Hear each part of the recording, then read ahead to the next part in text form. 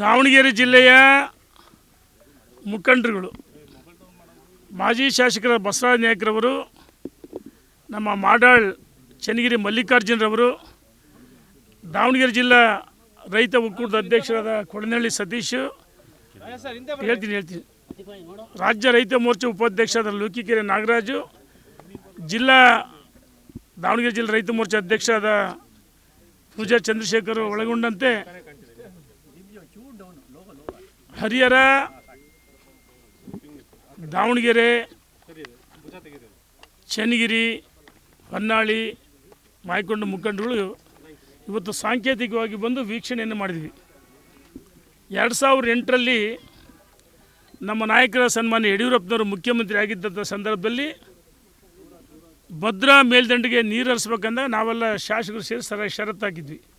ನಮ್ಮ ರೈತರಿಗೆ ಅನ್ಯಾಯ ಆಗುತ್ತೆ, ನಾವು ಬಿಟ್ಕೊಡಲ್ಲ ಅಂತ. ಆ ಸಂದರ್ಭದಲ್ಲಿ ಯಡಿಯೂರಪ್ಪನವರು ಎಕ್ಸ್ಪರ್ಟ್ಸರ ಜೊತೆ ಮಾತಾಡಿ ಚರ್ಚೆ ಮಾಡಿ ತುಂಗಾದಿಂದ 17.44 TMC ನೀರು ಕೊಡಬೇಕಂದಾಗ, ಲಿಫ್ಟ್ ಮಾಡಬೇಕಂತ ಹೇಳಿ 324 ಕೋಟಿ ಮಂಜೂರು ಮಾಡಿದರು. ಕಾಮಗಾರಿ ಮುಕ್ತಾಯ ಆಗಿದೆ.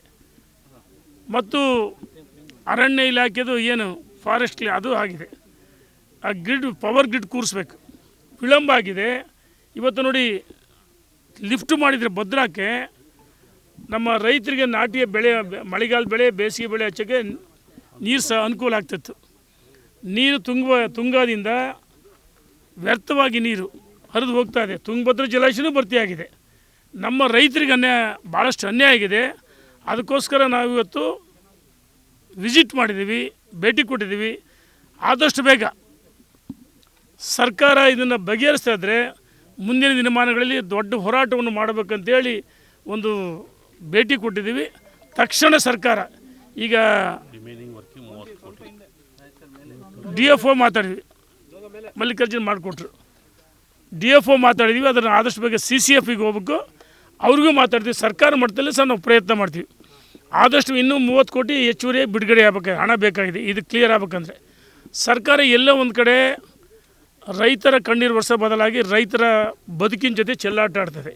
ಇವರಿಗೆ ಕುರ್ಚಿ ಮುಖ್ಯ ಆಗಿದೆ. ನೋಡಿ, ಇವತ್ತು ಆ ಗೌಡನಕೆರೆ ಏತ ನೀರಾವರಿ ಅಲ್ಲಿ ಇವ್ರಿಗೆ ಪವರ್ ಬಿಲ್ ಕಟ್ಟೋಕ್ಕಾಗಿಲ್ಲ. ನಾವು ಕೇಳಿದ್ವಿ, ಯಾಕೆ ಏತ ನೀರಾವರಿ ಪರ ನಮಗೆ ಹಣ ಇಲ್ಲ, ಸರ್ಕಾರ ಹಣಕಾಸು ವ್ಯವಸ್ಥೆ ಮಾಡಬೇಕಾಯ್ತು.